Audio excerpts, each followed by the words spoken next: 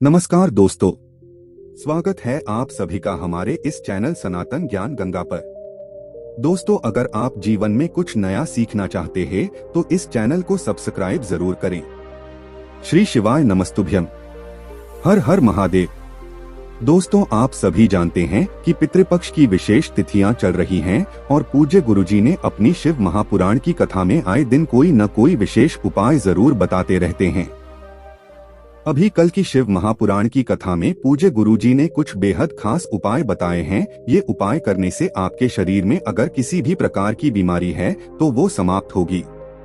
अगर आप अपने जीवन में धन धान्य प्राप्त नहीं कर पा रहे हैं, माता लक्ष्मी की कृपा से आप वंचित हैं, आपके जीवन में दुर्भाग्य चल रहा है, आए दिन कोई न कोई समस्या बनी रहती है, लगातार असफलताएं हासिल लग रही हैं, तो पूज्य गुरु जी द्वारा बताए गए ये विशेष उपाय आपको इन सभी समस्याओं से बाहर निकालेगा। अगर आपके जीवन में सुख समृद्धि तथा वैभव की प्राप्ति करवाते हैं तो चलिए जानते हैं इन विशेष उपायों के बारे में।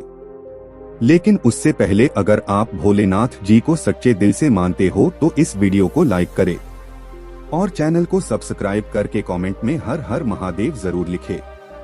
देखिए, पूज्य गुरु जी कहते हैं कि अगर हमारे पितर हमसे असंतुष्ट हैं यानी हमसे प्रसन्न नहीं है तो फिर आप चाहे जितने उपाय कर ले, चाहे जितनी पूजा कर ले, चाहे जितने प्रयास कर लें, आपके घर में कभी भी सुख समृद्धि और वैभव की प्राप्ति नहीं होगी। लगातार कोई न कोई बीमार आपके घर में पड़ेगा और घर में लगातार लड़ाई झगड़ा होते रहेंगे, शांति का माहौल नहीं रहेगा। यह बात पूज्य गुरु जी ने अपनी कल शिव महापुराण की कथा ने बताई है। उन्होंने कहा कि इन सभी समस्याओं से अगर आपको बाहर निकलना है तो पूरे साल में ये जो 15-16 दिन पितृपक्ष के आपको मिलते हैं तो इन दिनों में आपको कुछ खास उपाय जरूर करने चाहिए। देखिए, इस वीडियो में हम लोग पूज्य गुरुजी द्वारा बताए गए 3 बहुत ही खास उपायों के बारे में बात करेंगे। इनमें से जो भी उपाय आपकी समस्या के लिए हो वो आप कर सकते हैं। चलिए बात करते हैं गुरुजी द्वारा बताए गए पहले खास उपाय के बारे में। ये उपाय उन लोगों को करना है जिन्हें अपने जीवन में धन धान्य की प्राप्ति करनी है, बहुत सारे प्रयास करते हैं, बहुत मेहनत करते हैं, अपने व्यापार को अच्छे से चलाने के लिए बहुत मेहनत करते हैं कि उनकी नौकरी कहीं लग जाए या उन्हें अपनी नौकरी में तरक्की मिल जाए, लेकिन उन्हें किसी भी प्रकार से धन प्राप्त नहीं हो पा रहा है। तो पूज्य गुरुजी ने कहा कि धन की समस्या को दूर करने के लिए आपको ये उपाय करना चाहिए। इस उपाय के लिए आपको एक बेलपत्र ले लेनी है।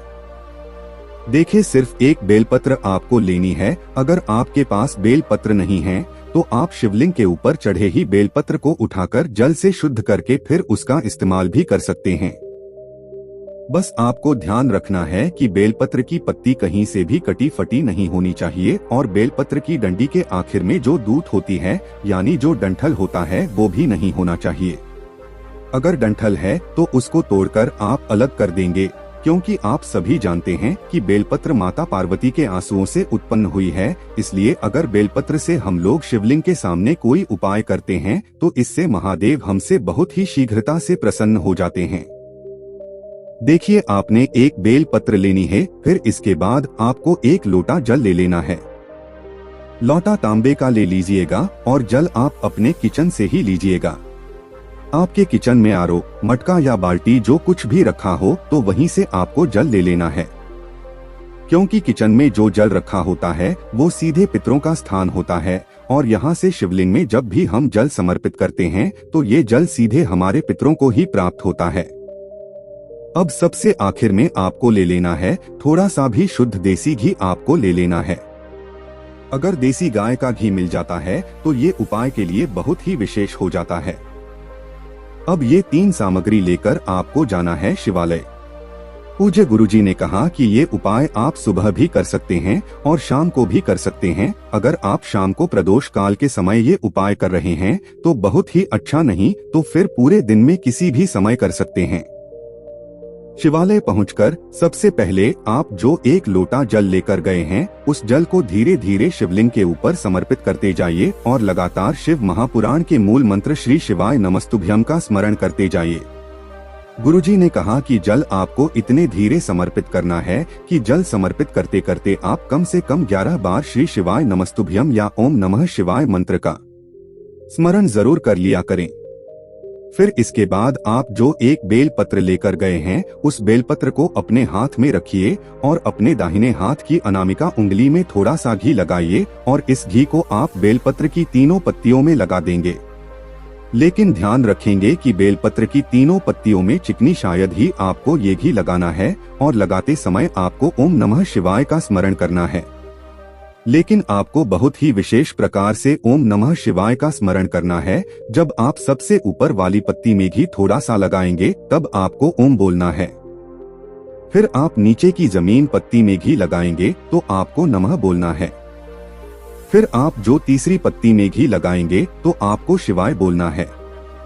यानी तीनों पत्तियों में आप जब यह थोड़ा थोड़ा घी लगाएंगे तो आपको ओम नमः शिवाय बोलना है। ऐसा करने के बाद आपको यह एक बेलपत्र अपने हाथ में रखनी है और आपके जीवन में धन से संबंधित जो भी समस्या चल रही है उसको दूर करने के लिए महादेव से प्रार्थना करनी है और फिर ये एक बेलपत्र आपको शिवलिंग के ऊपर समर्पित कर देनी है।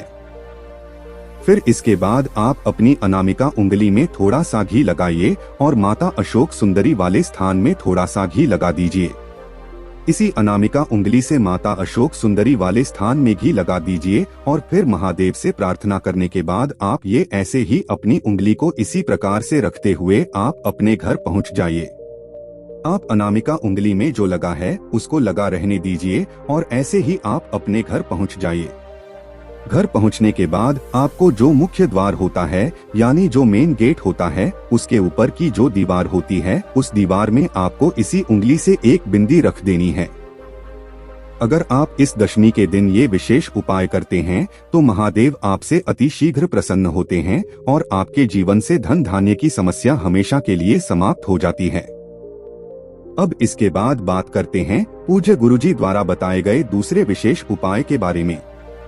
देखिए ये उपाय भी बहुत ही विशेष है और ये उपाय उन लोगों को करना है जिनके जीवन में लगातार असफलता बनी हुई है। उन्हें कोई भी कार्य करने में मन नहीं लगता है, न ही वे मेहनत करना चाहते हैं, न ही वे कुछ भी करना चाहते हैं। उनके जीवन में आलस लगातार बना हुआ है। अगर कुछ लोग ऐसे हैं जो मेहनत करते हैं लेकिन उन्हें मेहनत के हिसाब से फल की प्राप्ति नहीं हो पा रही है तो पूज्य गुरुजी ने कहा कि ऐसे लोगों को यह विशेष उपाय करना चाहिए।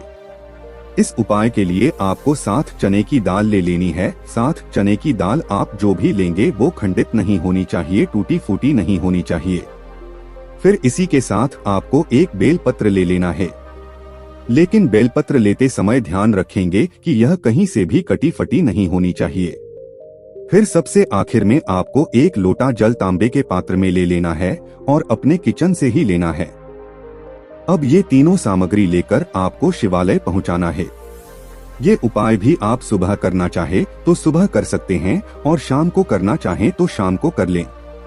देखिए शिवालय पहुंचने के बाद आप जो एक लोटा जल लेकर गए हैं उस जल को धीरे धीरे शिवलिंग के ऊपर समर्पित करते जाइए और लगातार शिव महापुराण के मूल मंत्र श्री शिवाय नमस्तुभ्यम का स्मरण करते जाइए। इसके बाद आप जो 7 चने की दाल लेकर आए हैं उन चने की दाल को शिवलिंग के ऊपर एक साथ समर्पित करना है।